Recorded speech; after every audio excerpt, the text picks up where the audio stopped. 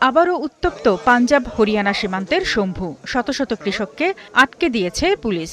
প্রস্তাবিত ভারত মার্কিন বাণিজ্য চুক্তির প্রতিবাদে দিল্লিতে অনুষ্ঠিতব্য কিষাণ মহাপঞ্চায়েতে যোগ দিতে যাচ্ছিলেন তারা। দেশ বাঁচাও মোর্চার ব্যানারে পাঞ্জাব, হরিয়ানা ও হিমাচল প্রদেশের বিভিন্ন কৃষক সংগঠন এই কর্মসূচির ডাক দেয়। তবে দিল্লিমুখী যাত্রার আগেই শম্ভু সীমান্তে পুলিশি বাধার মুখে পড়ে কৃষকদের বহর।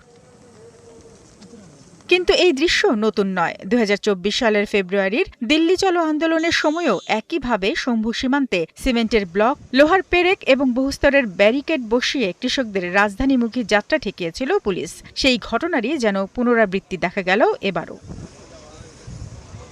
তবে বাধা পেয়ে আন্দোলন থেকে সরে আসেননি কৃষকরা। দিল্লিতে প্রবেশের পথ বন্ধ হয়ে যাওয়ায় শম্ভু সীমান্তকেই অনির্দিষ্টকালের জন্য তাদের প্রতিবাদের কেন্দ্র হিসেবে ঘোষণা করেছেন তারা। কৃষক নেতাদের অভিযোগ, পাঞ্জাব ও হরিয়ানা উভয় রাজ্য সরকারই তাদের গণতান্ত্রিক অধিকার ও শান্তিপূর্ণ সমাবেশের স্বাধীনতা খর্ব করছে। যদিও পাঞ্জাবের কৃষকদের বহর আটকে দেওয়া হয়েছে, তবুও হরিয়ানার আম্বালা, কুরুক্ষেত্র সহ আশপাশের এলাকার কৃষকদের একটি অংশ কর্মসূচিতে যোগ দিতে সক্ষম হয়েছেন। কিন্তু এখন প্রশ্ন হলো, কেন এত বিরোধিতা এই বাণিজ্য চুক্তি ঘিরে?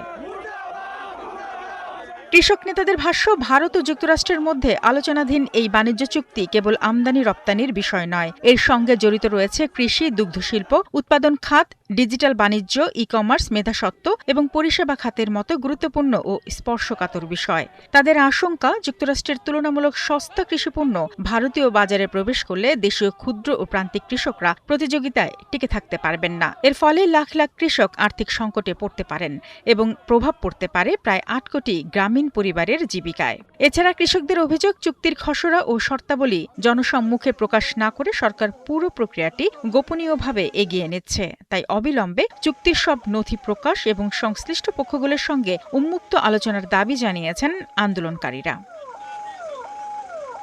শারমিন স্বপ্না, ৭১।